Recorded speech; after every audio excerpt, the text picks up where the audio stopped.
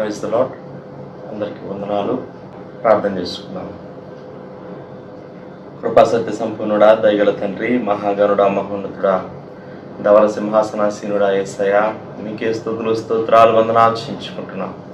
దేవా, మరొకసారి నాయన మీ పాదముల యొద్ద మేము చేరడానికి మాకు ఇచ్చినటువంటి ఈ గొప్ప ఆధిక్యత కొరకు మీ స్తోత్రాలు. దేవా, మీరు ప్రార్థన ఆలకించే దేవుడిగా మీరు ఉంటున్నందుకు మీ స్తోత్రాలు. దేవా, నిన్న నేడు మారని మార్పు లేని దేవుడిగా ఉంటున్నందుకు మీ స్తోత్రాలు. దినదినము నూతనమైనటువంటి కృపతో వాత్సల్యతతో మమ్మల్ని నింపుతూ మీరు నడిపిస్తున్న విధానం అంతటి కొరకు మీ స్తోత్రాలు వందనాలు చెల్లించుకుంటున్నాను ఆయన. దేవా, మాట మాత్రం సెలవిస్తూ సృష్టి యావత్తును సృష్టించిన మా సృష్టికర్త అయిన దేవా యేసయ్యా, మీకే స్తుతులు స్తోత్రాలు చెల్లించుకుంటున్నాం.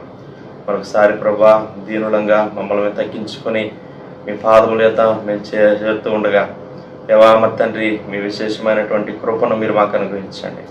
ఈ సన్నిధానంలో మీ గడుపుట ద్వారా దేవా మీ అపారమైనటువంటి దీవెనలు మేము పొందుకోవడానికి సహాయం చేయండి. దేవా మరి తండ్రి ప్రభా, మా కనుదృష్టి మీ మీద మేము నిలుపుతూ ఉండగా దేవా మరి తండ్రి నాయన, మీ ముఖ కాంతిలో నుంచి గొప్ప వెలుగుని మా మీద మీరు ప్రకాశింపజేయమని ప్రార్థన చేస్తున్నాం. దేవా మరొకసారి నాయన 91వ కీర్తన మేము చదువుకునే సమయం అంతటి మా కొరకు ఆశీర్వదించండి. దేవా, ఎంతో మేలుకరంగా దీవెనకరంగా మీరు ఉంచమని ప్రార్థన చేస్తున్నాం. దేవా, మీ వాగ్దానం మీ వాక్కులు మమ్మల్ని బలపరుస్తాయి. అందరి బట్టి మీ స్తోత్రాలు ఆయన. వాగ్దానం ఇచ్చి వాగ్దానం నెరవేర్చేటువంటి దేవుడిగా మీరు ఉంటున్నందుకు మీ స్తోత్రాలు చెల్లించుకుంటున్నాం. దేవా, కృప చూపించండి నాయన. ఇష్టమైన సమయాన్ని మా కొరకు ఆశీర్వదించండి తండ్రి, మీకు వందనాలు ఆయన. ఇదిగో ప్రభా మరి తండ్రి నాయన, చివరి ప్రార్థన ఆశీర్వాదం వరకు మీ సన్నిధి మాకు తోడుగా ఉంచమని ప్రార్థన చేస్తున్నాం. నిరీక్షణకర్త అయినటువంటి యేసుక్రీస్తు వారి పరిశుద్ధమైన నామంలో స్తుతించి ప్రార్థన చేసి అడిగి వేడుకుంటున్నాం పరలోకపు తండ్రి, ఆమేన్. దేవుని వాక్యం చదువుకుందాం. ఇట్లా 91వ కీర్తన యథాప్రకారంగా చదువుకుందాం. మహోన్నతుని చాటున నివసించేవాడే సర్వశక్తి నీడను విశ్రమించేవాడు. మహోన్నతుని చాటున నివసించేవాడే సర్వశక్తి నీడను విశ్రమించేవాడు. ఆయనే నాకు ఆశ్రయము, నా కోట, నేను నమ్ముకును నా దేవుడని నేను యెహోవాని గురించి చెప్పుచున్నాను. ఆయనే నాకు ఆశ్రయము, నా కోట, నేను నమ్ముకున్న నా దేవుడని నేను యెహోవాని గురించి చెప్పుచున్నాను. వేటకాని ఊరిలో నుండి ఆయన నిన్ను విడిపించును, నాశనకరమైన తెగులు రాకుండా నిన్ను రక్షించును. వేటకాని ఊరిలో నుండి ఆయన నిన్ను విడిపించును, నాశనకరమైన తెగులు రాకుండా నిన్ను రక్షించును. ఆయన తన రెక్కలతో నిన్ను కప్పును, ఆయన రెక్కల క్రింద నీకు ఆశ్రయం కలుగును. ఆయన సత్యము కేడెమును డాలునై ఉన్నది. ఆయన తన రెక్కలతో నిన్ను కప్పును, ఆయన రెక్కల కింద నీకు ఆశ్రయం కలుగును. ఆయన సత్యము కేడమును డాలునై ఉన్నది. రాత్రి వేళ కలుగు భయమునకైనను, పగటి వేళ ఎగురు బాణమునకైనను, రాత్రి వేళ కలుగు భయమునకైనను, పగటి వేళ ఎగురు బాణమునకైనను, చీకటిలో సంచరించు తెగులునకైనను, మధ్యాహ్నమందు పాడు చేయు రోగమునకైనను నీవు భయపడుకుందువు. చీకటిలో సంచరించు తెగులకైనను, మధ్యాహ్నం ముందు పాడు చేయి రోగమునకైనను నీవు భయపడకుందువు. నీ ప్రక్కన 1000 మంది పడినను, నీ కుడి పక్కన 10,000 మంది కూలినను అపాయం నీ వద్దకు రాదు. నీ ప్రక్కన 1000 మంది పడినను, నీ కుడి ప్రక్కన 10,000 మంది కూలినను అపాయం నీ వద్దకు రాదు. నీవు కన్నులారా చూచుచుండగా భక్తిహీనులకు ప్రతిఫలం కలుగును. నీవు కన్నులారా చూచుండగా భక్తిహీనులకు ప్రతిఫలం కలుగును. యెహోవా నీవే నా ఆశ్రయము అని నీవు మహోన్నతుడైన దేవుని నీకు నివాస స్థలముగా చేసుకుని ఉన్నావు. యెహోవా నీవే నా ఆశ్రయము అని నీవు మహోన్నతుడైన దేవుని నీకు నివాస స్థలముగా చేసుకుని ఉన్నావు. నీకు అపాయమేమీ రాదు, ఏ తెగులును నీ గుడారము సమీపించదు. నీకు అపాయమేమీ రాదు, ఏ తెగులు నిన్ను గుడారం సమీపించదు. నీ మార్గములన్నిటిలో నిన్ను కాపాడుటకు ఆయన నిన్ను గూర్చి తన దూతలకు ఆజ్ఞాపించును. నీ మార్గములన్నిటిలో నిన్ను కాపాడుటకు ఆయన నిన్ను గూర్చి తన దూతలకు ఆజ్ఞాపించును. నీ పాదములకు రాయి తగలకుండా వారు నిన్ను తమ చేతుల మీద ఎత్తి పట్టుకుందరు. నీ పాదములకు రాయి తగలకుండా వారిని తమ చేతుల మీద ఎత్తి పట్టుకుందరు. నీవు సింహములను, నాగపాములను త్రొక్కెదవు, కొదమ సింహములను, భుజంగములను అనగ త్రొక్కెదవు. నీవు సింహములను, నాగపాములను త్రొక్కెదవు, కొదమ సింహములను, భుజంగములను అనగ త్రొక్కెదవు. అతడు నన్ను ప్రేమించుచున్నాడు గనుక నేను అతన్ని తప్పించదను, అతడు నా నామము ఎరిగిన వాడు గనుక నేను అతన్ని గనపరచదను. అతడు నన్ను ప్రేమించుచున్నాడు గనుక నేను అతన్ని దర్పించదను, అతడు నా నామం ఎరిగినవాడు గనుక నేను అతన్ని గనపరచదను. అతడు నాకు మొరపెట్టగా నేను అతనికి ఉత్తరం ఇచ్చదను, శ్రమలో నేను అతనికి తోడై ఉండదను, అతన్ని విడిపించి అతన్ని గొప్ప చేసేదను. అతడు నాకు మొర్రపెట్టగా నేను అతనికి ఉత్తరం ఇచ్చేదను, శ్రమలో నేను అతనికి తోడై ఉండదను, అతన్ని విడిపించి అతను గొప్ప చేసేదను. దీర్ఘాయువు చేత అతనిని తృప్తిపరచదను, నా రక్షణ అతనికి చూపించదను. దీర్ఘాయువు చేత అతను తృప్తిపరచదను, నా రక్షణ అతనికి చూపించదను. ఆమేన్. దేవుని వాక్యం విందాం పిల్లరా. దైవజనులు ప్రభుదాసు గారు వచ్చి మనకు దేవుని వాక్యం అందిస్తారు. ప్రియమైన వారులారా, ప్రభు నామములు మీకు వందనములు శుభములు తెలియపరుస్తున్నా.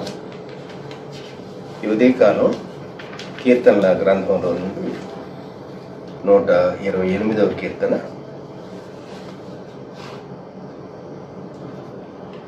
మొదటి 2 వచనాలు. యెహోవా యందు భయభక్తులు కలిగి ఆయన త్రోవల యందు నడుచు వారందరూ ధన్యులు. నిశ్చయముగా నీవు నీ చేతుల కష్టార్జితం అనిపించదు. నీవు ధన్యుడవు, నీకు మేలు కలుగు. ప్రార్థన. ప్రియ ప్రభా, మీకు స్తోత్రాలు. ఈ ఉదయకాలం మీ వాక్యాన్ని ధ్యానిస్తూ ఉండగా మీ లేఖన భాగాలు మా కొరకు దీవించి మాతో మాట్లాడి మమ్మల్ని బలపరచమని యేసయ్య నామములో అడుగుతున్నాం తండ్రి. ఆమేన్. నిశ్చయముగా నీవు నీ చేతుల కష్టార్జితం అనిపించదు. మనిషి పని చేయాలి. Man has to work. విస్తారమైనటువంటి పనులు కొన్ని మార్లు మనం కలిగి ఉంటాం. నిన్నటి దినం క్షేమకరము కాని విస్తారమైన విషయాలను గురించి మనం చూచాం. ఈ ఉదయకాలం క్షేమకరమైనటువంటి విస్తార విషయాలను గురించి చూడబోతున్నాం.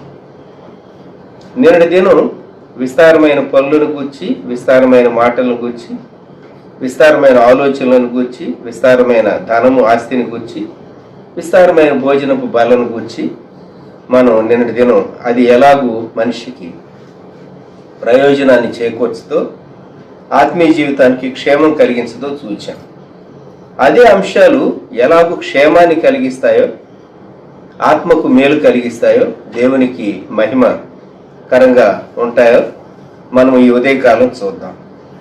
సామెతల గ్రంథం 31వ అధ్యాయంలోనికి వస్తే, సామెతల గ్రంథం 31వ అధ్యాయం మనందరికీ పరిచితమైనటువంటి అధ్యాయం.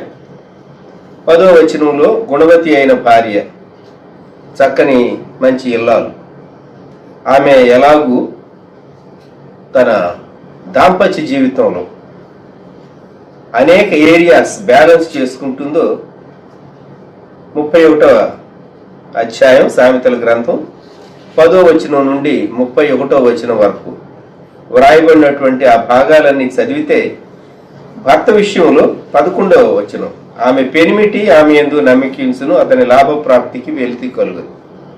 భర్త విషయంలో భర్తకు ఆమె చాలా నమ్మకస్తురాలుగా గౌరవం తీసుకుని వచ్చేది భర్త విషయంలో కనబడుతూ ఉన్నది.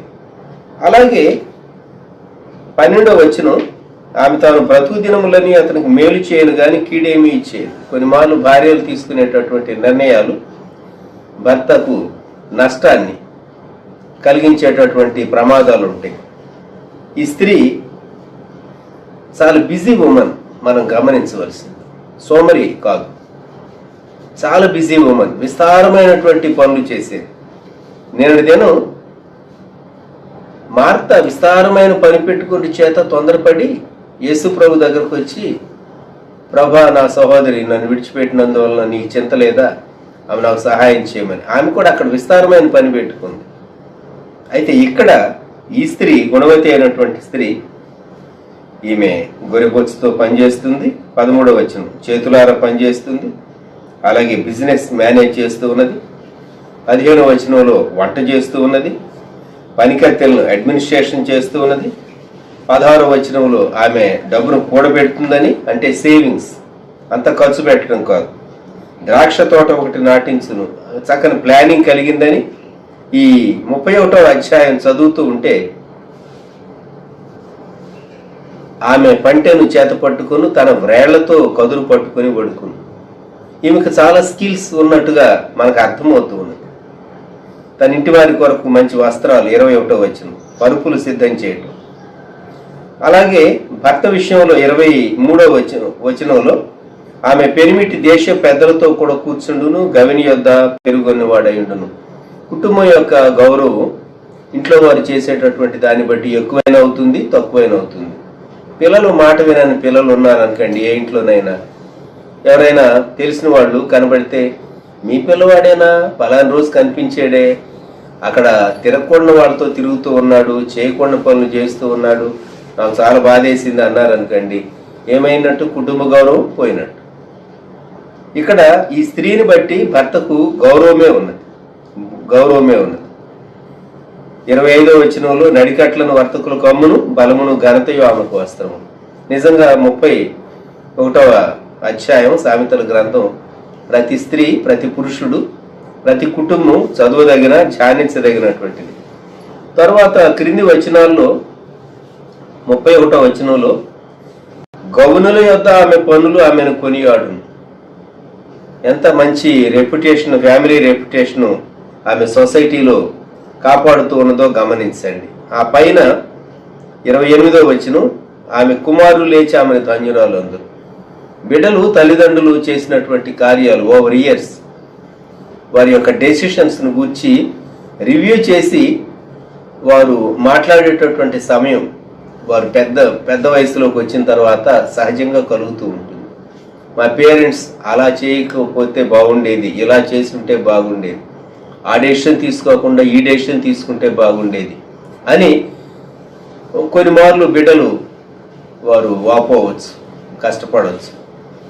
లేక తల్లిదండ్రులు ఆ సమయంలో తీసుకోవాల్సిన నిర్ణయం సరైన రీతిగా తీసుకోలేదు అని తల్లిదండ్రుల గురించి కామెంట్ చేయవచ్చు. తల్లిదండ్రుల యొక్క పనులు, వాటిని గురించి రివ్యూ బిడ్డలు చేసేటటువంటి సమయం కొన్ని మార్లు వస్తూ ఉంటుంది.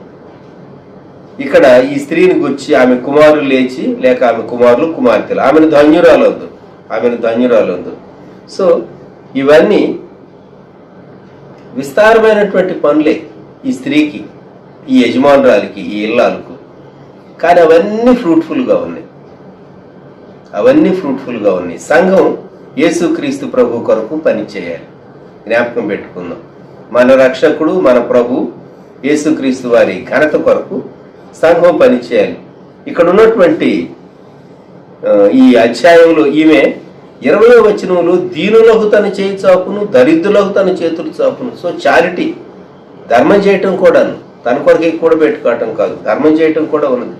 ఇదంతా చదివితే నిజంగా ప్రతి క్రైస్తవ గృహంలో, ప్రతి క్రైస్తవ స్త్రీ విశ్వాసి ఇలా ఉండగలిగితే ఆ కుటుంబం ఆర్థికంగా సుసంపన్నమైనటువంటి కుటుంబంగా ఉంటుంది అని మనం జ్ఞాపకం ఉంచుకోవాలి. విస్తారమైనటువంటి పనులు, ఈమె కూడా విస్తారమైనటువంటి పని చేస్తూ ఉన్నది. కానీ ఈమె పనులన్నీ అసెస్ చేయబడినప్పుడు అనేక సంవత్సరాల తర్వాత ఆమె బిడ్డలు కానీ వారి పెద్దవారు అయినప్పుడు ఏమంటారు? ఆమె కుమారులు లేచి ఆమెను ధన్యురాలు అందరు. 27వ వచనం పైన, పని చేయకుండా ఆమె భోజనం చేయదు. మంచి ప్రిన్సిపుల్. 27వ వచనంలో మొదటి భాగం, ఆమె తన ఇంటి వారి నడతలను బాగుగా కనిపెట్టు. గృహంలో ఎలా ఉన్నారు బిడ్డలు, సొసైటీలో ఎలా ఉన్నారు, కాలేజీలో ఎలా ఉన్నారు, స్కూల్లో ఎలా ఉన్నారు, వారి బిహేవియర్ ఎలా ఉంటుంది తల్లిదండ్రులు తెలుసుకోవాలి. ఇంట్లో మన బిడ్డలు చాలా మంచివారుగా ఉంటారు, ఉన్నట్టుగా మనం అనుకుంటాం. కొన్ని మార్లు ఉన్నట్టుగా కూడా కొందరు నటిస్తారు, అందరు కాదు. అయితే తన ఇంటి వారి నడతలను బాగుగా కనిపెట్టును. ఎంత విజిలెంట్గా ఉన్నది ఈ తల్లి, ఎంత చక్కగా తాను మంచి బిజినెస్, విస్తారమైనటువంటి పనులు చేస్తూ ఉంది ఈమె. అయితే ఈమె విస్తారమైనటువంటి పనులు అవి ప్రయోజనకరంగానే ఉన్నాయి, అవి ఎంతో ఫలభరితమైనవిగా ఉన్నాయి, అవి ఎంతో అంగీకారమైనవిగా ఉన్నాయి, అవి కుటుంబానికి గౌరవాన్ని పెంచేవిగా ఉన్నాయి అనేటటువంటి విషయం మనం జ్ఞాపకం చేసుకుంటూ ఉన్నాం. ఇప్పుడు విస్తారమైనటువంటి మాటలను గురించి లూకాసు వార్తలో నుండి యేసుక్రీస్తు ప్రభువారు పునరుద్ధరణై లేచినటువంటి ఈస్టర్ ఆదివారం జరిగినటువంటి ఒక సంభవాన్ని గురించి మనం జ్ఞాపకం చేసుకుందాం. లూకా వ్రాసిన సువార్త 24వ అధ్యాయం 13వ వచనం నుండి, ఇదిగో ఆ దినమందే వారిలో ఇద్దరు యెరూషలేమునకు ఆమడ దూరమున ఉన్న ఎమ్మాయి అను ఒక గ్రామమునకు వెళ్ళుచు జరిగిన ఈ సంగతులన్నింటిని గూర్చి ఒకరితో ఒకరు సంభాషించుచుండిరి. వారు సంభాషించుచు ఆలోచించుకొనిచుండగా యేసు తానే దగ్గరకు వచ్చి వారితో కూడా నడిచారు. మనం ఆలోచిస్తే ఈ అంశాన్ని గురించి యేసు ప్రభు వారు ఎందుకు వీరికి ఇంత ప్రాముఖ్యత ఇవ్వవలసి వచ్చింది? జస్ట్ ఇద్దరు వారు 12 మంది అపోస్తలుల్లో లేరు. గుర్తుంచుకోనండి, 12 మంది అపోస్తలుల్లో వారు లేరు. యేసుక్రీస్తు ప్రభు వారు ఇక్కడ వీరితో కలిసి ఎందుకు నడవలసి వచ్చింది? వీరు ప్రభువుని ఎంత ప్రేమించారు? యెరూషలేము నుండి ఎమ్మాయి 7 మైళ్ళ దూరం. ఈ వ్యక్తి యొక్క ఒక పేరు క్లెయోపా లేక క్లోప. ఒక పేరు వ్రాయబడింది, రెండో వ్యక్తి తనతో నడిచేటటువంటి వ్యక్తి ఎవరో తన పేరు వ్రాయబడలేదు. బహుశా ఈ క్లేప లేక క్లోప యొక్క భార్య అయి ఉండొచ్చు అని కొందరు బైబిల్ పండితులు అంటూ ఉంటారు. యోహాను సువార్తలో 19వ అధ్యాయం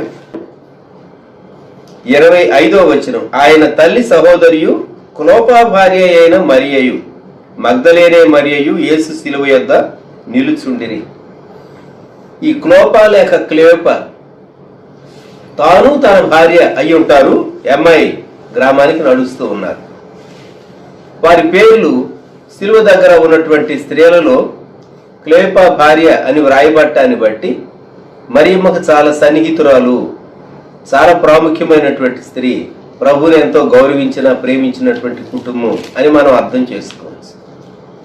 కాబట్టి యేసుక్రీస్తు ప్రభు వారు వారితో అంతసేపు నడవటానికి, పురుషులైతే కొంచెం చకచక నడవగలరు, స్త్రీలు పురుషులు అంత వేగంగా నడవరు, సహజంగా నెమ్మదిగా నడుస్తారు. 7 మైళ్ళ దూరం నడవాలి అంటే 3 గంటలు వారు నడిచి ఉంటారు కనీసం అని అనిపిస్తుంది. కనీసం నింపాదిగా. రెండవది, వారు దుఃఖముఖంతో ఉన్నారు, భారంగా అడుగులు వేస్తూ ఉన్నారు. ఉత్సాహంగా సంతోషంగా నడిచేటటువంటి సమయం కాదని. ఆ దినం ఈస్టర్ ఆదివారం మధ్యాహ్నం తరువాత జరిగినటువంటి సంఘటన, అందుకే సాయంకాలం అని వ్రాయబడింది. యేసు ప్రభువారు వారితో నడిచాడు, వారితో మాట్లాడాడు. క్రింది వచనాల్లో యేసు ప్రభువారు ప్రశ్న వేశాడు. 17వ వచనం, మీరు నడుచుచు ఒకరితో ఒకరు చెప్పుకొనుచున్న ఈ మాటలేమని అడుగ్గా వారు దుఃఖముఖులై నిలిచిరి. వారిలో క్లేయోపా అనువాడు, యెరూషలేములో బస చేయుచుండి ఈ దినముల్లో అక్కడ జరిగిన సంగతులు నీవు ఒకడవే ఎరుగవా అని ఆయనను అడిగాను. ఆయన అవి ఏమని వారిని అడిగినప్పుడు వారు, నజరేయుడైన యేసును గూర్చిన సంగతులే. ఆయన దేవుని ఎదుటను ప్రజలందరి ఎదుటను క్రియలోను వాక్యములోను శక్తి గల ప్రవక్తి అయి ఉండెను. యేసు ప్రభువును గూర్చి ప్రభు ఎరుగున రీతిగా తానెవరో చెప్పకుండానే వారి దగ్గర నుండి జవాబు ఆయన తెప్పిస్తూ ఉన్నాడు. కొన్నిమార్లు మనకు ఆశ్చర్యం వేస్తుంది. మన హృదయంలో ఏమున్నదో బయటకు రావాలి అంటే ప్రభు యొక్క అప్రోచ్ ఇలా ఉంటుంది. మనం ఏమనుకుంటూ ఉన్నాం, నిజంగా ఎవరో థర్డ్ పర్సన్, కొత్త వ్యక్తి, అపరిచితుడు, మోమాటం లేకుండా వాళ్ళ హృదయంలో ఉన్నదేదో వారు చెప్పేసేస్తారు. అదే యేసు ప్రభు అడిగితే అది వేరు. ప్రభా, నువ్వు సజీవుడివై పునరుద్ధానుడివై తిరిగి లేచేవని మేము ఇప్పుడు చూచి సంతోషిస్తున్నాం అంటారు. ఈ మాటలన్నీ రావు, వారి హృదయంలో ఉన్నదేదో. 21వ వచనం, ఇశ్రాయేలును విమోచింపబోవాడు ఈయనే అని మేము నిరీక్షించి ఉంటిమి. కానీ వారిలో ఉన్నటువంటి ఆ సందేహం, ఏమని సందేహం? 22వ వచనం, మాలో కొందరు స్త్రీలు తెల్లవారగానే సమాధి వద్దకు వెళ్ళి ఆయన దేహమును కానక వచ్చి కొందరు దేవదూతలు తమకు కనబడి ఆయన బ్రతికి ఉన్నాడని చెప్పిరని మాతో చెప్పి మాకు విస్మయము కలుగజేసిరి. మాతో కూడా ఉన్న వారిలో కొందరు సమాధి వద్దకు వెళ్ళి ఆ స్త్రీలు చెప్పినట్టు కనుగొని కానీ ఆయనను చూడలేదని ఆయనతో చెప్పింది. కాబట్టి క్లేయోపా భార్య రెండో వ్యక్తి అయి ఉండొచ్చు అనుకోవటానికి ఎక్కువ అవకాశం ఈ సంభాషణను బట్టి మనకు అర్థమవుతుంది. మాలో కొందరు స్త్రీలు ఆ టూమ్ దర్శించడానికి వెళ్ళినటువంటి స్త్రీలు కూర్చున్నటువంటి ప్రస్తావన కూడా ఇక్కడ మనం గమనించవచ్చు. ఇప్పుడు వీరు చాలా సంభాషణ చేశారు. యేసు ప్రభు వారితో మాట్లాడుతూ వచ్చాడు. ఏం మాట్లాడాడో చూడండి. 25వ వచనం, అందుకు ఆయన, అవివేకులారా, ప్రవక్తలు చెప్పిన మాటలన్నింటినీ నమ్మని మందమతులారా, క్రీస్తు ఇలాగ శ్రమపడి తన మహిమలో ప్రవేశించట అగత్యము కాదా అని వారితో చెప్పి 27వ వచనం, లూకా సువార్త 24:27, మోషేయు సమస్త ప్రవక్తలను మొదలుకొని లేఖనములన్నిట్లో తను కూర్చిన వచనముల భావము వారికి తెలిపాను. యేసు ప్రభు నడుస్తూనే ప్రసంగం చేస్తూ ఉన్నాడు. ఎంతమందికి అంటే 2 వ్యక్తులు. ఎక్కువ మంది ఉంటే ఉత్సాహంగా బోధకులు చెప్తూ ఉంటారు, తక్కువ మంది ఉంటే నీరసం అనిపిస్తుంది. దైవజనుడు జాన్ కెనడీ గారు 10 మంది ఉన్నా 100 మంది ఉన్నా ఆయన ఒకే విధంగా చెప్పేవాడు. ఆశ్చర్యం అనిపిస్తుంది. కొందరు గుంపును బట్టి కాకుండా దేవుని ఆత్మను బట్టి నడిపించబడిన వారుగా ఒకే స్థాయిలో మాట్లాడతారు. కొన్ని మార్లు పెద్ద గుంపు కనిపించారనుకోండి, మనకు టైం ఎక్స్టెండ్ చేస్తూ ఉంటాం, టైం తెలీదు. చాలా ఆసక్తిగా వింటున్నారండి ఎక్కువ మంది, అందుకని నాకు టైం తెలియలేదు అంటూ ఉంటారు కొంత. ఇక్కడ యేసు ప్రభువారు ఇద్దరే, వారితో నడుస్తూ మాట్లాడుతూ ఉన్నాడు ప్రభువారు. 29 వచ్చిన సాయంకాలం కావచ్చింది, ప్రొద్దుగురు కింద మాతో కూడా ఉండమని చెప్పి ఆయన బలవంతం చేశారు. అప్పుడు యేసు ప్రభువారు ఇంకా దాటి వెళ్ళేటట్టుగా కనబడింది వారికి. 28వ వచనంలో తాము వెళ్ళుచున్న గ్రామము దగ్గరకు వచ్చినప్పుడు ఆయన ఇంకా కొంత దూరం వెళ్ళినట్లు అగపడగా, ఏమాయి దాటి ఇంకా ప్రభు ముందుకు వెళ్తాడా అని అనిపించింది. ఏమాయి గ్రామం సమీపిస్తూ ఉన్నది. అప్పుడు వారితో భోజనానికి కూర్చుంటే 30వ వచనంలో రొట్టెను పట్టుకొని స్తోత్రము చేసి దాన్ని విరిచి వారికి పంచిపెట్టగా వారి కన్నులు తెరవబడి ఆయనను గుర్తుపట్టారు. ఎంత అద్భుతమైనటువంటి దర్శనం! యేసుక్రీస్తు ప్రభు వారి దర్శనం వీరికి కలిగింది. మన జీవితంలో యేసుక్రీస్తు ప్రభు వారు మనల్ని దర్శించిన, మనతో మాట్లాడిన అనుభవం ఉంటే అది నిన్ను నిలువబెడుతుంది. అలా కాకుండా ఏదో ఒక ఇజం, ఏదో ఒక సిద్ధాంతం, ఏదో ఒక వాదాన్ని వ్యక్తి నమ్మితే ఎక్కువ కాలం దాని కొరకు జీవించలేడు. జ్ఞాపకం పెట్టుకోండి. తన నమ్మకం అది నిజమైనటువంటి స్థిరమైనటువంటి పునాదిగా ఉండాలి అంటే యేసుక్రీస్తు ప్రభువుతో సజీవమైనటువంటి సంబంధం ఉంటేనే ఒక వ్యక్తి అనేక సంవత్సరాలు తన ఆత్మీయ జీవితంలో నిలువబడగలడు. 1971లో నేను ప్రభు అయినటువంటి యేసుక్రీస్తుకు నా హృదయం ఇచ్చాను. అంతకు మునుపు భక్తి ఉండేది, ఉపవాస ప్రార్థన కూడా చేసేవాడిని. అలాగని నేను పాపిని కాదు అని కాదు. మానవుడు జన్మతః పాపి, క్రియలను బట్టి పాపి. అయితే అనేక మంది యవనస్తులకు ఉండేటటువంటి యవన చాంచల్యం యవనస్తుడిగా నాకు లేదు. నా జీవితంలో నేను కొన్ని గోల్స్ నేను కలిగి ఉన్నాను. అందుకే మొదటి నుండి తల్లిదండ్రుల యొక్క క్రమబద్ధమైన పెంపకం కానివ్వండి, దైవజనుడు భక్తి కలిగినటువంటి మా మేనమామ గారి యొక్క ఆదర్శం కానివ్వండి, చదివినటువంటి స్కూల్, చదివినటువంటి కాలేజ్, ఏసీ కాలేజ్ గుంటూరు, అక్కడ నేర్చుకున్నటువంటి అనేక విషయాలు కానివ్వండి, జీవితాన్ని ఎంతో డిసిప్లిన్డ్గా పెట్టుకోవటానికి సహాయం చేసినవి. కానీ నేను 71వ సంవత్సరంలో ప్రభువుకు కంప్లీట్గా నా హృదయాన్ని అప్పగించే షరతులు లేకుండా. ఆత్మీయ జీవితంలో నేను ఎందుకు ప్రభువుని నమ్మాను అని నేను రిగ్రెట్ కాలేదే అన్నాడు. నీ జీవిత యాత్రలో ప్రభు నీతో నడిస్తే, ఆయన నిన్ను నడిపించేటటువంటి నాయకుడుగా, ఆయన నిన్ను బలపరిచేటటువంటి వాడుగా ఉంటే నీవు చక్కగా నడువుగా. సమస్యలు వచ్చినా, ఏ పరిస్థితి వచ్చినా ఆయన నమ్మదగిన వాడుగా ఉంటాడు. ఆయన రొట్టె విరిచినప్పుడు అప్పుడు వారి కన్నులు తెరవబడి. ఆత్మీయ జీవితంలో చాలా మార్లు ఈ అనుభవాలు విశ్వాసకు వస్తూ ఉంటాయి. కొన్ని మార్లు ఒక పరిస్థితి ఎందుకు వచ్చింది అర్థం కాదు. అయితే యేసు ప్రభువారు దాన్ని రివీల్ చేసినప్పుడు అప్పుడు కన్నులు తెరవబడుతూ ఉంటాయి. అవునా, ఇందుక ప్రభా ఇలా జరిగింది, ఇందుక ఇలా చేశారు, ఇందుక వారి కన్నులు తెరవబడి ఆయనను గుర్తుపట్టి వారి హృదయం మండింది. 32వ వచనంలో వారు అంటున్నారు, మన హృదయం మనలో మండుచూ ఉండలేదా. విస్తారంగా ప్రభువారు వారితో మాట్లాడారు. ఏం మాట్లాడారు? తనను గుర్చే మాట్లాడారు, వాక్యమే మాట్లాడారు, లేఖనాలే మాట్లాడారు, ప్రవచనాలే మాట్లాడారు, మోషే ధర్మశాస్త్రంలో నుంచి మాట్లాడారు, అలాగే కీర్తన గ్రంథంలో నుండి మాట్లాడారు, అలాగే ప్రవక్తల ప్రవచనాల్లో నుండి 3 రీతులుగా యేసుక్రీస్తు ప్రభువారు తాను గురించినటువంటి భాగాలు అవన్నీ వారికి రివీల్ చేశాడు. విస్తారమైనటువంటి సంభాషణ ఇది, విస్తారమైనటువంటి సంభాషణ. అయితే ఎప్పుడైనా సరే మనం విస్తారంగా సంభాషణ చేస్తూ ఉన్నామంటే దేవుని మహిమార్థం కాని ఏదైనా మన సంభాషణలో విస్తారంగా చోటు చేసుకుంటే అది ఆత్మకు క్షేమాన్ని కలిగించదు. అదే దేవుని గురించినటువంటి ప్రస్తావన. నీవెవరితో మాట్లాడినా, ఎంత మాట్లాడినా అది కూడా టచ్ అవుతూ ఉంటే ఖచ్చితంగా నీవు ట్రాక్ మీద ఉంటావు. నీ సంభాషణ సైడ్ ట్రాక్ కాదు. నీలో అతిశయం కానీ గర్వం కానీ జీవపు డంబం కానీ తలెత్తదు. జ్ఞాపకం పెట్టుకుందాం. మనం విస్తారమైన పనులను గూర్చి చూచాం, విస్తారమైన మాటలను గూర్చి చూచాం. ఇప్పుడు విస్తారమైనటువంటి ఆలోచనలను గూర్చి చూద్దాం. విస్తారమైనటువంటి ఆలోచనలు. మనిషికి దేవుడు జ్ఞానం ఇచ్చాడు, ఆలోచన ఇచ్చాడు, ఫ్యాకల్టీ ఆఫ్ థింకింగ్. కనుక మనిషి ఏం చేస్తూ ఉంటాడు అంటే ఆలోచిస్తూ ఉంటాడు. నిద్ర రానప్పుడు ఆలోచిస్తూ ఉంటాడు, పడక మీద కూర్చుని ఆలోచిస్తూ ఉంటాడు, లేకుంటే ఆరాంగా ఉన్నప్పుడు కూర్చుని గంటల గంటలు ఆలోచిస్తూ ఉంటారు మనుషులు. చేయటానికి కొన్నిసార్లు ఏ పనులు ఉండవు, అయినా మనం ఏం చేస్తూ ఉంటాము అంటే ఆలోచిస్తూ ఉంటాం. కీర్తన గ్రంథంలో 132వ కీర్తన, ఇది యాత్ర కీర్తన.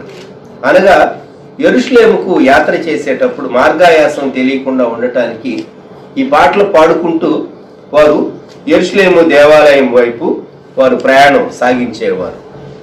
అందువలన యాత్ర కీర్తనలు అని వ్రాయబడినవి ఈ కీర్తనలు. దావీదు రచించినటువంటి ఈ కీర్తన, యెహోవా దావీదులో కలిగిన బాధలన్నింటినీ అతని పక్షమున జ్ఞాపకం చేసుకొనుము. అతడు యెహోవాతో ప్రమాణపూర్వకముగా మాట ఇచ్చి యాకోబు యొక్క బలిష్ఠునికి మ్రొక్కుబడి చేసెను. ఎట్లనగా, యెహోవాకు నేను ఒక స్థలము చూచు వరకు, యాకోబు యొక్క బలిష్ఠునికి ఒక నివాస స్థలము నేను చూచు వరకు నా వాసస్థానమైన గుడారములో నేను ప్రవేశింపను. నేను పరుండు మంచం మీదకి ఎక్కను, నా కనులకు నిద్ర రానియను, నా కనురెప్పలకు కునికిపాటు రానియనను. అది ఎఫ్రతాలో ఉన్నదని మేము వింటిమి, యాయేరు పొలముల్లో అది దొరికిన. ఆయన నివాస స్థలములకు పోదము రండి, ఆయన పాదపీఠం ఎదుట సాగిలపడదము రండి. దావీదు హృదయంలో దేవుని ఇంటిని గూర్చినటువంటి ఆలోచనలు ఎంతో ఉన్నాయి. సహజంగా సింహాసనం ఎక్కక ముందు, సింహాసనం ఎక్కిన తర్వాత రాజ్యాన్ని గూర్చి, పరిపాలన గూర్చి, అధికారాన్ని గూర్చి, కుటుంబాన్ని గూర్చి, తన సమస్యలను గూర్చి విస్తారంగా ఆలోచించాలి. దేవుని గురించి ఆలోచించడానికి తీరిక ఎక్కడండి మనిషి? కొన్ని మార్లు మనం కొందరిని, ఏమండి చర్చికి మీరు కనబట్టలేదంటే, ఎక్కడ సార్, ఎక్కడ బ్రదర్, చాలా బిజీగా ఉన్నానండి, ఉద్యోగంలో టైం దొరకటం లేదు, చాలా ఆదివారం కూడా డ్యూటీకి వెళ్ళవలసి వస్తూ ఉంది, ఆ పని ఈ పని బాధ్యత, ఎన్నో కాల్స్, ఎన్నో రివ్యూలు, ఆ వర్క్ ఈ వర్క్ అని చెప్తూ ఉంటారు. నిజమే. మరి దావీదు నిద్ర రాలేదంటూ ఉన్నాడు. ఒక చక్కని తీర్మానం కనబడుతూ ఉన్నది. యాకోబు యొక్క బలిష్ఠునికి ఒక నివాస స్థలము నేను చూచు వరకు, ఇది తన విజన్. దేవుని కొరకు, దేవుని కొరకు ఒక ప్రత్యేకమైనటువంటి స్థలం, ఒక ఏర్పాటు, ఒక మందిరం నేను చూచే వరకు దావీదు ఎంత ఆశించాడో, ఎంత ఆశించాడో. ఆ తరువాతి కాలంలో ఘనమైనటువంటి దేవాలయము కట్టేటటువంటి ఆధిక్యత కుమారుడైనటువంటి సొలొమోనుకు దొరికింది. దావీదు కట్టాలని ఆశించాడు, అయితే దేవుడు అన్నాడు, నువ్వు కాదు నీ కుమారుడు కడతాడని. దావీదు యొక్క అంతరంగం, ఎందుకు దావీదు దీవించబడ్డాడు? మన జీవితాల్లో మనం కూడాను దీవించబడాలి అని ప్రతివారం కోరుకుంటాం. మనల్ని ఆశీర్వదించడం దేవునికి ఇష్టమే, కానీ ఎందువల్ల మనం ఆశించినంత దీవెన పొందలేకపోతూ ఉన్నాం? మన అంతరంగం దేవుని ఎడల ఎలా ఉన్నది దేవుడు చూస్తూ ఉన్నాడు. దావీదు యొక్క హృదయంలో ఉన్నటువంటి ఆశ, ఆలోచన, తృష్ణ దేవుని కొరకు. నిద్ర రానియను అన్నాడు, నా కనులకు నిద్ర రానియను, నా కనురెప్పలకు కునికిపాటు రానియను. ఎంత తీర్మానం అండి! ఎవరైనా అడుగుతారా దావీదును, నువ్వెందుకు అది ఇలా చేయలేదు దేవుని కొరకు, నువ్వెందుకు లెథర్జిక్గా ఉన్నావు, నువ్వెందుకు ఈ విషయంలో ఉదాసీనంగా చూచిస్తున్నట్టు దేవుని పరిచర్య విషయంలో ఉన్నావు అని చెప్పేసేసి నిన్ను అడిగేటటువంటి వారు ఎవరు లేకపోవచ్చు. కానీ దావీదు హృదయంలో దేవుని సంఘం కొరకు, దేవుని ఇంటి కొరకు, దేవుని మందిరాన్ని గూర్చి, దేవుని సహవాసాన్ని గూర్చి, దేవుని ప్రజలను గూర్చి, దేవుని ప్రజలు దేవుని ఆరాధించాలి అనేటటువంటి ఆశ, అందుకొరకు మందిరాన్ని గూర్చి, యాకోబు యొక్క బలిష్ఠునికి ఒక నివాస స్థలము నేను చూచున్నాను ఉన్నదా?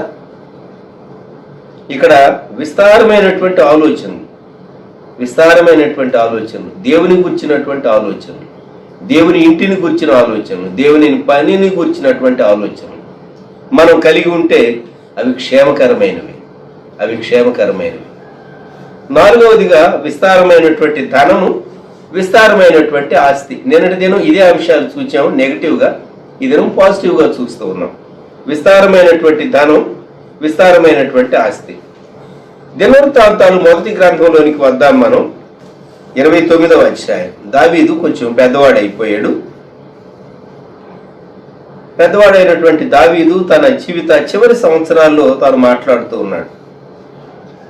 మొదటి దినవృత్తాంతాలు 29. తరువాత రాజైన దావీదు సర్వ సమాజంతో ఇలా సెలవిచ్చాను. దేవుడు కోరుకున్న నా కుమారుడైన సొలొమోను ఇంకను లేతప్రాయము గల బాలుడై ఉన్నాడు. కట్టబోవు ఆలయము మనుషునికి కాదు, దేవుడైన యెహోవాకే గనుక ఈ పని గొప్పది. నేను బహుగా ప్రయాసపడి, 2వ వచనం, నా దేవుని మందిరంలో కావలసిన బంగారు పనికి బంగారమును, వెండి పనికి వెండిని, ఇత్తడి పనికి ఇత్తడిని, ఇనుప పనికి ఇనుమును, కర్ర పనికి కర్రలను, గోమేధికపు రాళ్లను, చెక్కుడు రాళ్లను, వింతైన వనములు గల పలు విధముల రాళ్లను, మిక్కిలి వెలగల నానావిధ రత్నములను, తెల్ల చలువరాయి విశేషముగా సంపాదించితిని. దేవుని మందిర నిర్మాణం కొరకు తాను సంపాదించినటువంటి వస్తువులు. ఆత్మీయంగా మనం అన్వయం చెప్పుకుంటే దేవుని సంఘం కట్టడానికి భిన్నమైనటువంటి వ్యక్తులు. ఈ మెటీరియల్ భిన్నమైనది. సజీవ రాళ్ల వలె దేవుని ఆత్మ సంబంధమైన మందిరము కట్టబడే నిమిత్తం రకరకాలైనటువంటి వ్యక్తుల యొక్క ఆత్మల రక్షణ కొరకు ప్రయాసపడవలసినటువంటి బాధ్యత రక్షించబడినటువంటి ప్రతి విశ్వాసిపై, సేవకునిపై, సేవా పరిచర్యలో ఉన్నవారిపై ఉంటూ ఉన్నది. 3వ వచనం, మరియు నా దేవుని మందిరం మీద నాకు కలిగి ఉన్న మక్కువ చేత నేను ఆ ప్రతిష్ఠితమైన మందిరము నిమిత్తము సంపాదించి ఉంచిన వస్తువులు గాక నా స్వంతమైన బంగారమును, వెండిని నా దేవుని మందిరము నిమిత్తము నేను ఇచ్చేదాను. తాను వ్యక్తిగతంగా తన నిధుల్లో నుండి, దేవుని మందిరపు నిధులు వేరు వేరు, వ్యక్తిగతమైన వేరు. ఇప్పుడు తాను ఇచ్చేటటువంటి పర్సనల్ ఆఫరింగ్ను గురించి తాను మాట్లాడుతున్నాడు. గదుల గోడల రేకు మూతకును, బంగారపు పనికిని బంగారమును, వెండి పనికి వెండిని, పనివారు చేయు ప్రతి విధమైన పనికి 6,000 మణుగుల ఓఫీరు బంగారమును, 14,000 మణుగుల పుటం వేయబడిన వెండిని ఇచ్చుచున్నాను. ఈ దినము యెహోవాకు ప్రతిష్ఠితముగా మనఃపూర్వకముగా ఇచ్చువారు ఎవరైనా మీలో ఉన్నారా? అప్పుడు సహస్రాధిపతులు, శతాధిపతులు, అధిపతులు, 6వ వచనం చివరి భాగం, మనఃపూర్వకముగా దేవుని మందిర పనికి వాళ్ళు ఇచ్చినటువంటి లిస్ట్. మొదటి దినవృత్తాంతాలు 29వ అధ్యాయం 7వ వచనం దగ్గర నుండి ఆ క్రింద లిస్టులో రాయబడినది. 9వ వచనంలో వారు పూర్ణ మనసుతో యెహోవాకు ఇచ్చి ఉండిరి. ఇంత ఇచ్చి దావీదు ఏమంటాడంటే, 11వ వచనం, యెహోవా రాజ్యము నీది, నీవు అందరి మీదను నిన్ను అధిపతిగా హెచ్చించుకుని ఉన్నావు. ఐశ్వర్యమును గొప్పదనమును నీ వలన కలుగును, నీవు సమస్తమును ఏలువాడు. 13వ వచనం, మా దేవా మేము నీకు కృతజ్ఞతాస్తుతులు చెల్లించుతున్నాము. 14వ వచనం, ఈ ప్రకారము మనపూర్వకముగా ఇచ్చు సామర్థ్యం మాకుంటకు నేను ఎంత మాత్రపు వాడునో నా జనులు ఎంత మాత్రపు వాడు, సమస్తమును నీ వలనే కలిగిన కదా. నీ స్వసంపాద్యములు కొంత మేము నీకు ఇచ్చి ఉన్నాం.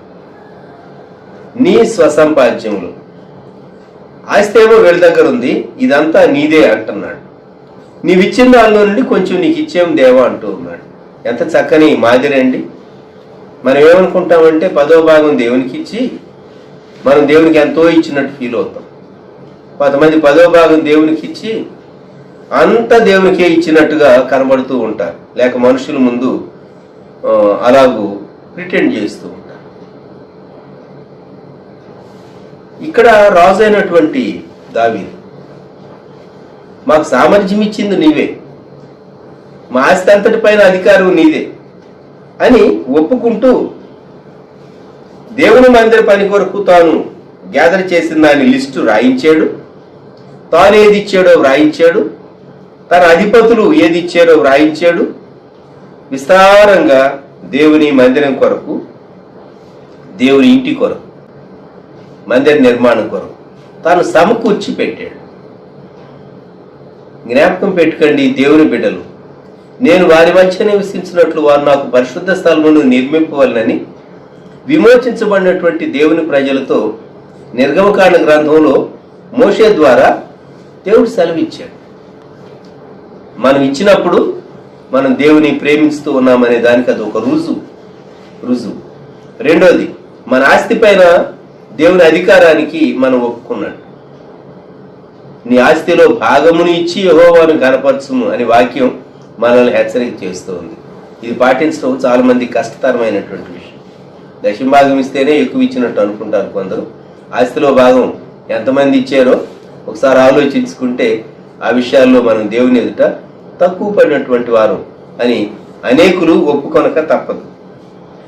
ఇక్కడ విస్తారమైనటువంటి ధనం దేవుని కొరకు ఆస్తిని సమకూర్చాడు.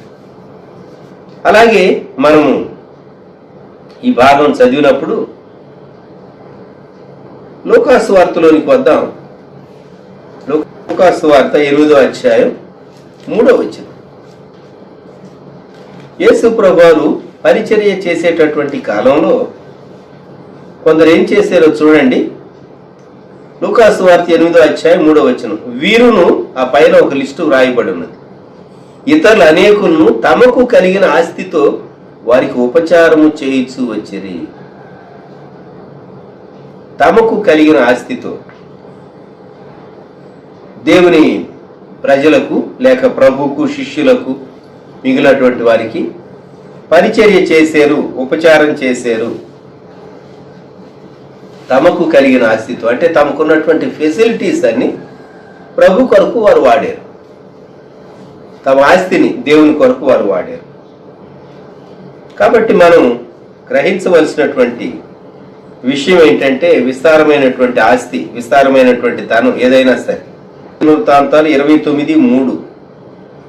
మరియు నా దేవుని మందిరం మీద నాకు కలిగి ఉన్న మక్కువ చేత, ప్రేమ చేత.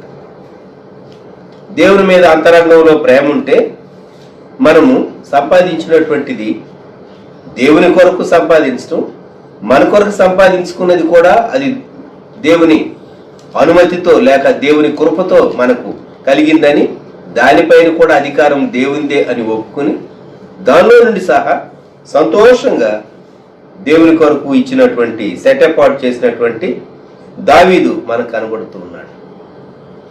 విస్తారంగా ఉంది. విస్తారంగా ఉన్న దాన్ని బట్టి అతిశయించలేదు సుమా దావీదు. ఇంత ఉన్నది నాకు, నేను ఇంత సమకూర్చేది దేవుని కొరకు అని అతిశయించలేదు. గమనించండి, విస్తారమైనటువంటి ధనం ఉన్నది కానీ ఆ విస్తారమైనటువంటి ధనం అంతా దాన్ని సంపాదించడానికి కురిపించిన వాడు దేవుడని, సామర్థ్యం కలుగు చేసిన వాడు దేవుడని, అధికారం దానిపైన దేవుందని, ఈ విషయాలన్నింటిలో తాను చాలా చక్కగా ప్రవర్తించిన వాడుగా కనబడుతూ ఉన్నాడు. మనం ఆఖరుగా విస్తారమైనటువంటి భోజనపు బలను గురించి మనం జ్ఞాపకం చేసుకుందాం. రాజులు మొదటి గ్రంథం 4వ అధ్యాయం 22వ వచనం. ఒక్కొక్క దినమునకు సొలొమోను భోజనపు సామగ్రి ఎంత అనగా 600 తూముల సన్నపు గోధుమ పిండియు, 1200 తూముల ముతక పిండియు, క్రొవ్విన ఎడ్లు 10, విడి ఎడ్లు 20, 100 గొర్రెలను, ఇవియుగాక ఎర్ర దుప్పులు, జింకలు, క్రొవ్విన బాతులు తేబడెను. రాజైనటువంటి సొలొమోను భోజనపు బల్ల చాలా సమృద్ధి కలిగినటువంటి బల్ల. రాజుగారి భోజనపు బల్ల కొరకు లేక రాజుగారి ఆహారం కొరకు సమకూర్చడానికే కొందరికి ప్రత్యేకంగా ఆ పని మీద ఉండేవారు. దేశంలోని, రాజ్యములోని శ్రేష్టమైనటువంటి పదార్థాలన్నింటినీ సమకూర్చేటటువంటి ఒక డిపార్ట్మెంట్ ఉండేది. సాల్మన్ యొక్క టేబుల్ చాలా రిచ్గా ఉండేటటువంటి టేబుల్. ఇదే మొదటి రాజులు 10వ అధ్యాయం 5వ వచనం గమనించండి. మొదటి రాజులు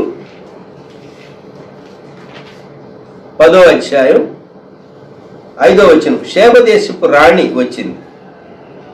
ఆమె ఆయన జ్ఞానాన్ని విన్నది, చూచింది. భోజనపు బల్లను కూడా ఆమె చూచి, మొదటి రాజులు 10:5, అతని బల్ల మీదనున్న భోజన ద్రవ్యములను, అతని సేవకులు కూర్చుండు పీఠములను, అతని ఉపచారులు కనిపెట్టుటను, వారి వస్త్రములను, అతనికి గిన్నె అందించు వారిని యెహోవా మందిరమందు అతడు అర్పించు దహన బలులను చూచి విస్మయం పొందినదై.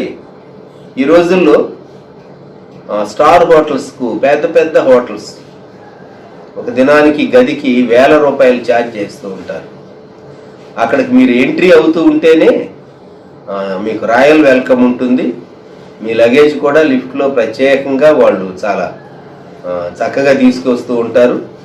మీ గదిని చూసినప్పుడు ఒక దినం లేక కొన్ని దినాలు ఈ గదిలో ఉండటం ఎంత చక్కగా ఉంటుంది అని అనిపిస్తూ ఉంటుంది కదండి. వాళ్ళ డ్రెస్ కానీ అన్ని విషయాలు. రాజైనటువంటి సొలొమోను టేబుల్ దగ్గర వడ్డించేవారు. వాళ్ళు వేసుకున్నటువంటి డ్రెస్సు, సేవకులు కూర్చుండేటటువంటి పీఠాలు, ఉపచారులు కనిపెట్టుట, వెయిటర్స్, ఇవన్నీ చదివితే సొలొమోను నుండి వీళ్ళు చాలా కాపీ చేశారన్నమాట. ఈ స్టార్ హోటల్స్లో ఉండేటటువంటి వారు ఆతిథ్యం, హాస్పిటాలిటీ ఎలా ఇవ్వాలి అనేటటువంటి విషయాల్లో సొలొమోను చాలా గొప్ప ఎగ్జాంపుల్ సెట్ చేసాడు అని చెప్పుకోవచ్చు. మనం గొప్ప మాదిరి చూపించాడు. ఇతర దేశాలకు సంబంధించినటువంటి వారే royal families, for example Sheba దేశపు రాణి ఆశ్చర్యానికి గురై విస్మయం పొందిన వారై, ఓ ప్రక్క అతను అర్పించేటటువంటి బలులు దేవాలయములు, ఆ దేవాలయం భోజనపు బల్ల, ఇవన్నీ చూచినప్పుడు ఎంత విస్మయం కలిగిందో. విస్తారమైనటువంటి భోజనపు బల్ల, ఇది నా అంశం. 40 సంవత్సరాలు సొలొమోను రాజ్య పరిపాలన చేశాడు. సొలొమోన్ టేబుల్ పైన ఎప్పుడూ నాన్ వెజిటేరియన్ ఉండేది. అయితే సొలొమోను మరి భోజన విషయాల్లో తాను జ్ఞానంగానే ఉండి ఉంటాడు అని మనం ఊహించుకోవచ్చు. టేబుల్ పైన ఉన్నది కదా అని విస్తారంగా భుజిస్తే తాను చక్కని పరిపాలన జరిగించలేడు సుమా. ఈరోజు విస్తారమైన పనులను గూర్చి, విస్తారమైన మాటలు సంభాషణను గూర్చి, విస్తారమైన ఆలోచనలను గూర్చి, విస్తారమైనటువంటి ధనము ఆస్తిని గూర్చి, విస్తారమైన భోజనపు బలను గూర్చి పాజిటివ్గా మనం చూచాం. నిన్నటి దినం నెగిటివ్గా చూచాం. మనం ఈరోజు నీ రెస్పాన్స్ ఏంటి? మానవుడు ప్రయాసపడాలి. 108వ కీర్తన అందుకే చదువుకున్నావు. నిశ్చయముగా నీవు నీ చేతుల కష్టార్జితం అనిపించదు అని అక్కడ వ్రాయబడి ఉన్నది. మానవుడు పని చేయాలి. విస్తారంగా కొన్ని మార్లు తాను కష్టపడాల్సి వస్తుంది. కొన్నిసార్లు ఖర్చు ఎక్కువ, ఆదాయం తక్కువైనప్పుడు, లేక ఇన్కమ్ తక్కువ ఉన్నప్పుడు కొన్ని మార్లు ఎక్స్ట్రా వర్క్ చేయవలసి వస్తుంది. ఎంతో కష్టపడాలి. నిశ్చయముగా నీవు నీ చేతుల కష్టార్జితం అనిపించదు. మనిషి వర్క్ చేయాలి, చెమట వచ్చాలి. 31వ సామెతల గ్రంథంలో గుణవతి అయినటువంటి ఆ స్త్రీ, ఆ ఇల్లాలు, కుటుంబీకురాలు పని చేయకుండా భోజనం చేయదు. నీ జీవితంలో ప్రియమైనటువంటి విశ్వాసి, ప్రియమైన సోదరుడా, ప్రియమైన సోదరి, నీ విస్తారమైనటువంటి విషయాలు క్షేమాన్ని కలిగించేవిగా ఉన్నాయా, క్షేమాన్ని కలిగించనివిగా ఉన్నాయా? నీకు ప్రయోజనకరంగా ఉన్నాయా, నీకు ప్రయోజనం లేనివిగా ఉన్నాయా? ఒకసారి ఆలోచించుకో. ప్రభు మనతో మాట్లాడుతూ ఉన్నాడు. దయచేసి తలలు వంచండి, ప్రార్థన చేసుకుందాం. తలలు వంచుతాం.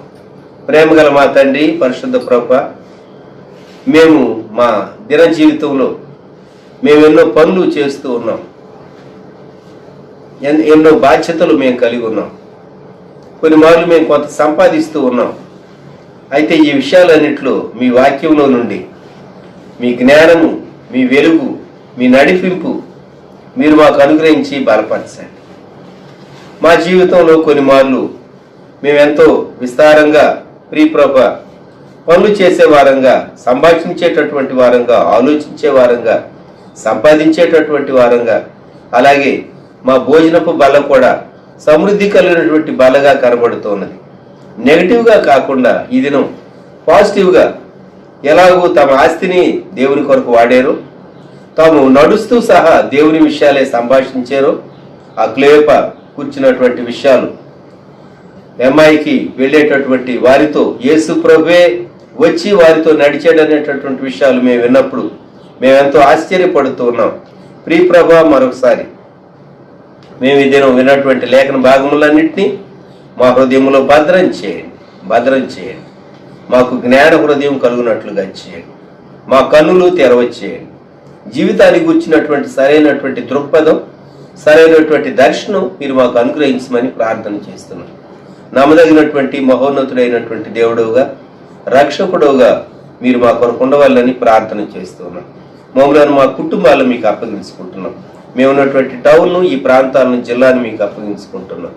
మా రాష్ట్రాన్ని, మా 2 తెలుగు రాష్ట్రాలను మీకు అప్పగించుకుంటున్నాం. మా దేశాన్ని జ్ఞాపకం చేసుకోండి. మమ్మలను మీ బలిష్టమైనటువంటి హస్తాలకు అప్పగించుకుంటున్నాం. దేవా, మీకు వందనాలు, స్తుతులు, స్తోత్రాలు. ఈ ఉదయకాలం మరొకసారి ఈ దినమంతటిని మీరు మా కొరకు ఆశీర్వదించి దీవించి మమ్మల్ని బలపరిచి మాతో మాట్లాడమని యేసుక్రీస్తు ప్రభువారి శ్రేష్టమైన నామములోనే ప్రార్థించి స్తుతించి అడుగుచూ ఉన్నాము తండ్రి. ఆమేన్. మన ప్రభువైన యేసుక్రీస్తు వారి కృప, దేవుని ప్రేమ, పరిశుద్ధాత్ముని అన్యోన్య సహవాసం సదాకాలం సంగమునకు తోడై ఉండును గాక. ఆమేన్.